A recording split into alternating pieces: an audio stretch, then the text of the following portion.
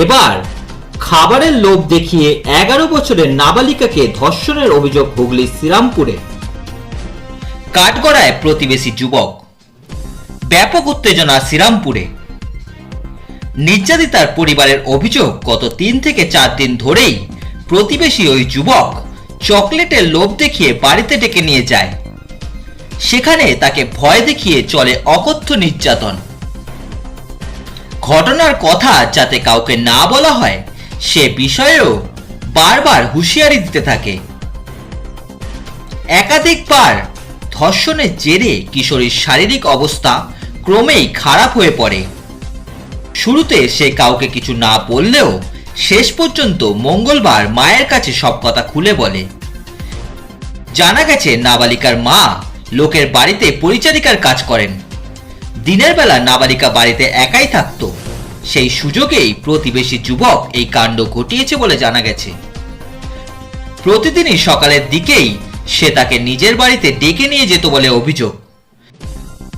মেয়ের মুখে সব কথা শোনার পর মেয়েকে নিয়ে তার মা সোজা চলে যান শ্রীরামপুর থানায়। লিখিত অভিযোগও দায়ের করা হয়। অভিযোগ পেতেই অ্যাকশন নেন পুলিশ। এলাকা থেকে গ্রেপ্তার করা হয় অভিযুক্ত যুবককে। পকসো আইনে রুজু হয়েছে মামলা। এদিকে ঘটনার কথা এলাকায় জানাজানি হতেই ক্ষোভে ফেটে পড়ে প্রতিবেশীরাও। পরিবারের সদস্যের পাশাপাশি তারাও অভিযুক্তের কঠোর শাস্তির দাবিতে সরব হয়েছেন। তাদের দাবি, দৃষ্টান্তমূলক শাস্তি দিতে হবে অভিযুক্তকে।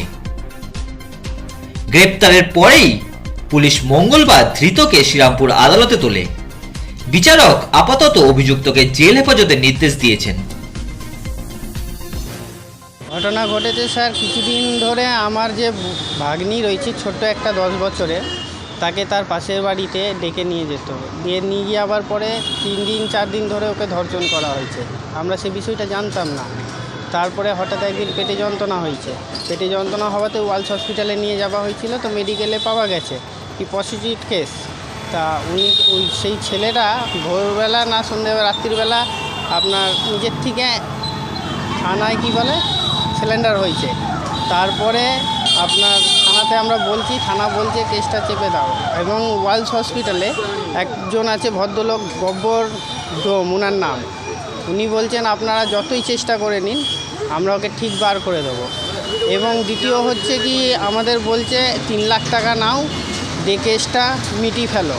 ওনার মা আমার দিদির সঙ্গে গিয়ে অনেকবার ঝামেলা অশান্তি করছে কি টাকা নিয়ে কেসটা চাপা দিয়ে দাও, না হলে খুবই খারাপ হবে। এই জিনিসগুলো ওনারা বলছে, মানে ভয় দেখাচ্ছে আমাদের পুরো মতন। তা আমরা চেষ্টা করছি যথেষ্ট মেয়েটাকে যাতে ছেলেটাকে যাতে শাস্তি দেওয়া যায়, মেয়েটাকে বাঁচানো যায়। অনেক ছোট ছেলেটা। কী করে? ছেলেটা ওয়ালস হসপিটালে স্যার আপনার মনে হয় ড্রাইভিং করতো অ্যাম্বুলেন্সের। আর ছেলেটা এখন জেলে আছে। ছেলেটার নাম হচ্ছে রাজডোম। বাড়িতে হ্যাঁ পাশাপাশি। ওনার মা কাজে চলে যেত, তখন ওকে বাচ্চাটাকে ডেকে নিয়ে যেত। 10 টাকা দিত বা 5 টাকা দিত, এই ধরনের পয়সা দিয়ে চকলেট দিয়ে লোক দেখে যেন বাচ্চা ছেলেকে করে, ওই ধরনের করতো ওরা। শুনলাম মেয়েটাকে এরকম 3-4 দিন নিয়ে গিয়ে এরকম করা হয়েছে। আর আমি যেদিনকে লাস্ট দিন নিয়ে যাচ্ছে সেদিনকে আমি সামনে দোকানে দাঁড়িয়েছিলাম। এখানে একটা গুমটি দোকান আছে, ওখানে দাঁড়িয়েছিলাম। রাজ এসে ডাকলো, ডেকে কী করলো, সোজা এসে বাড়িতে ঢুকে গেল। ঢুকে গিয়ে ওকে ডেকে নিয়ে চলে গেল। ঠাকুমা হচ্ছে মেন ঠাকুমা। ওই ঠাকুমাকে বলে সব কথা একে নিয়ে যায়। নিয়ে গিয়ে বলে কি দোকান করতে হবে, এই করতে হবে। ওর জন্য ওরা কী করে, দোকানের নাম করে নিয়ে যায়, নিয়ে গিয়ে ওদের ঘরে বসায়, এই সব কাজ করে। এবার ছেলেটার মনের ভেতরে যে এত কুবুদ্ধি, এত নোংরা, কিন্তু এরা অন্য লোককেও ফাঁসাতে জানে, আবার নিজেরাও ফাঁসতে জানে। এরা কিন্তু চরম মানে মারাত্মক ছেলে একদম। এদের বাড়ির ফ্যামিলি একটাও কেউ ভালো না, না মা, না বোন, না ছেলে, না বউ। আর ওই ছেলের একটা মেয়ে রয়েছে এর বয়সী, এই যে মেয়েটাকে করেছে এরকম, সে এর মতনই ওরা একটা মেয়ে রয়েছে। আমরা চাই যে ছেলেটার জন্য উচিত শাস্তি দেওয়া হোক। একটা ঘটনা প্রতিবেশী হিসেবে কি চাই, মানে কেমন ভয় লাগছে না আপনাকে? ভয়, আমাদের পাড়ায় কত বাচ্চা কাচ্চা রয়েছে। ওকে যদি ছেড়ে দেওয়া হয়, প্রশাসন যদি ছেড়ে দেয়, কোর্ট যদি ন্যায় বিচার না করে, যদি ছেড়ে দেয়, তাহলে পরে আমাদের তো মানে রাস্তাঘাটে বাচ্চাদের তো বের করানো যাবে না।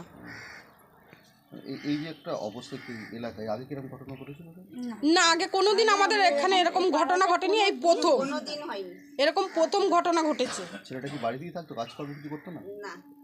ছেলেটা কোনো কাজকর্ম করতো না, ওয়ার্ল্ড হাসপাতালে অ্যাম্বুলেন্স চালাতো। ওর বাবার যেহেতু সোর্স ছিল, ওর বাবা কাজ করতো। আর ওদের যে আত্মীয় আছে, জ্যাকি বলে ওর কাকা, ওখানে মানে মর্গে কাজ করে। তার জন্যে ওর বাবার সোর্সে, কাকার সোর্সে ও অ্যাম্বুলেন্স চালাতো। এখন ও টুকিটাকি কাজ করে, আমরা জানি না। আমি লোকের বাড়ি কাজ করি, বুঝেছেন তো। লোকের বাড়ি আমি কাজ করতে যেতাম, ঠিক আমি 12টায় বেরোতাম। আর যেই বাড়ি এই জিনিস ঘটনাটা হয়েছে সেই বাড়িতেও আমি আগে কাজ করতাম। আর ওইখানে আমি যেতাম না, আমার মেয়ে যেত। এবার কিছু কারণে আমি ওখান থেকে কাজটা আমার মেয়েটাকে ছাড়িয়ে দিলাম। অনেক দিনের মুখে শুনেছিলাম ওদের স্বভাবটা ভালো না, এই কারণে জোয়ান মেয়ে আমি বড় মেয়েকে আমার সরিয়েছি। সরাবার পর তারপরে এই 12টার সময় যখন আমি কাজে বেরোতাম, আমার না থাকাটাকে মেয়েটাকে ঘর থেকে ডেকে নিয়ে যেত। ও বাচ্চা মানুষ, ওকে ভয় ধমকি দেখিয়েছে, ও আমাদের ভয়ে এসে বলতো না।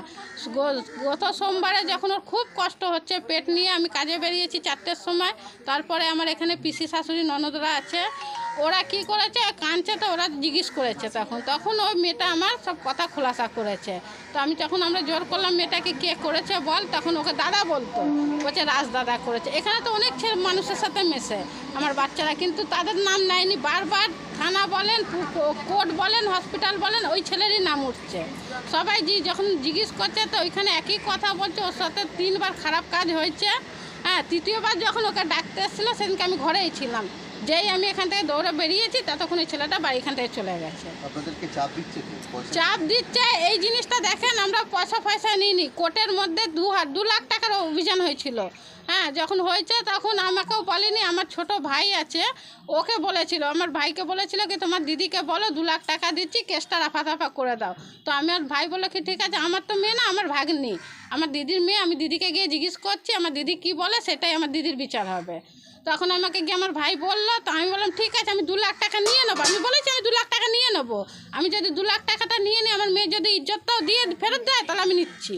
হ্যাঁ, আর যদি না দিতে পারে তো আমি 2 লাখ টাকা ওরকম আগুন লাগিয়ে দেবো। আমার দরকার নেই টাকা, আমার মেয়ের বিচার নেবো, ওর শাস্তি চাই আমি।